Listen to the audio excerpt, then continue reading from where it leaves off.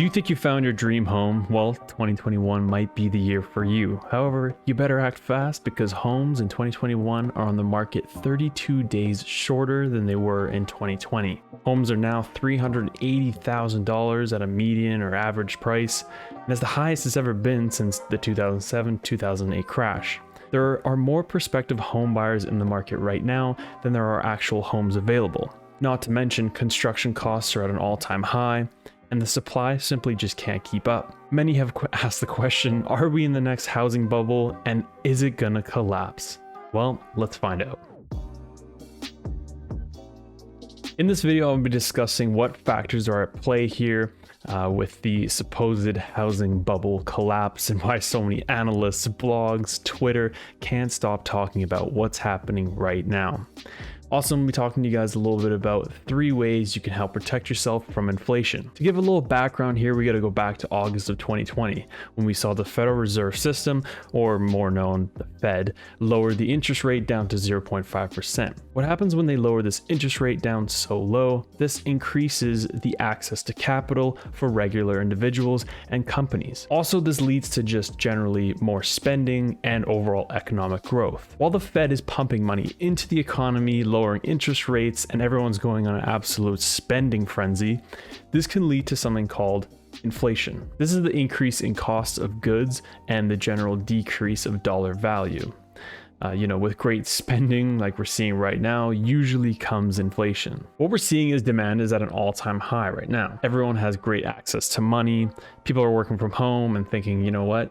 I can find my dream home and work from there. Many people are taking advantage of the really low interest rate right now, but demand is much higher than supply. What we've seen in 2021 is that lumber costs are skyrocketing. The cost of building has increased exponentially, and the sales of existing homes are on a general decline. New builds are basically all we have to rely on. However, many builders that locked in prices back in 2020 and their contractors and trades are now subject to prices in 2021. For example, I work in construction and I've seen 3 to 4 increases in lumber costs alone in the past 3 months. As a whole, 2021 and its housing market is at a weird point in time. The lowering of interest rates, the increase of inflation, and the surge in demand, however, the lowering of supply has led so many people out there to believe that we might just be in the next housing sort of economic crash or housing bubble that's about to burst. You may ask, how do we stop this? How can we prevent this bubble from bursting? Well, the first thing is the Fed can raise interest rates. In most cases, the Fed would much rather a stronger economy at the expense of a somewhat devaluated dollar. Generally, things will become much more expensive over the course of 2021. Simple things such as bread, taxes, insurance will all increase. In times of economic uncertainty, the lowering of interest rates, the raising of inflation, many people have to start to think about hedging their risks against the housing market. Truth is, not many people hedge against inflation. Most people just stick in a bunch of money into the S&P 500 or some ETF and let it ride out. However, these simple stocks and equities are also subject to inflation. To hedge against housing risk and this general inflation, there are 3 sort of key investments that I always lean to and think of in these times. For me, it has always come down to time in the market, then timing the market. Basically, this topic of the housing market crashing and this bubble has come up in the news time and time again.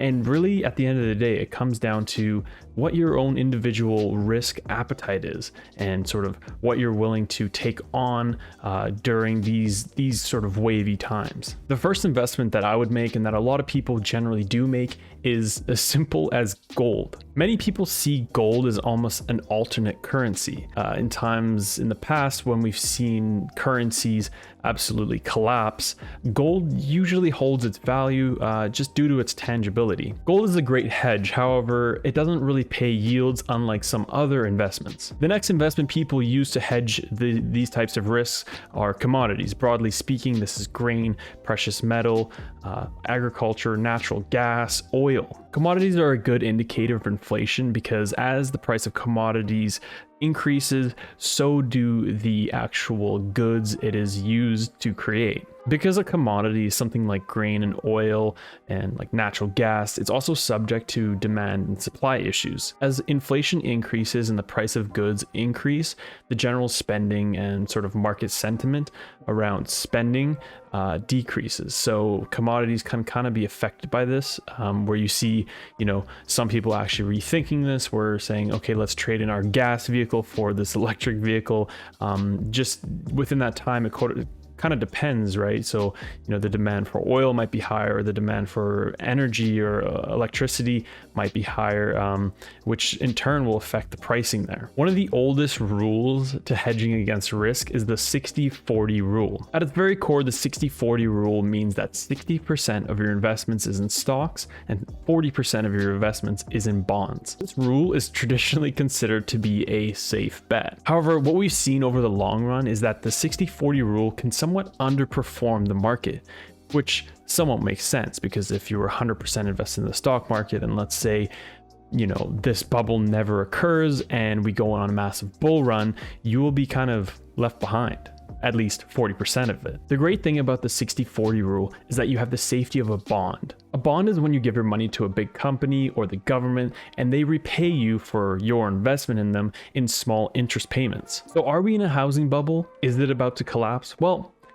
it's hard to say. In times like this, we look back at history. In 2007 and 2008, we had a similar sort of housing bubble pop and a crash.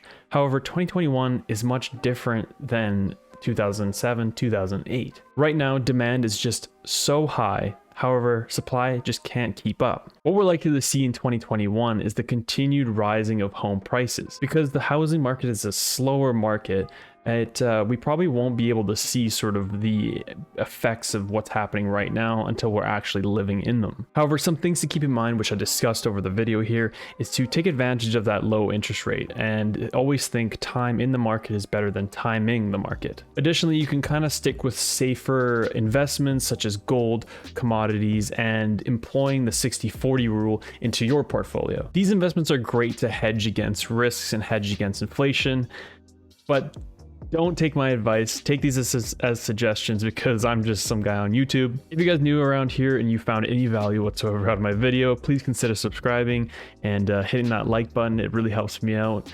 My name is Elaine, and I'm here to help you build a foundation to financial freedom. See you in the next video. Bye.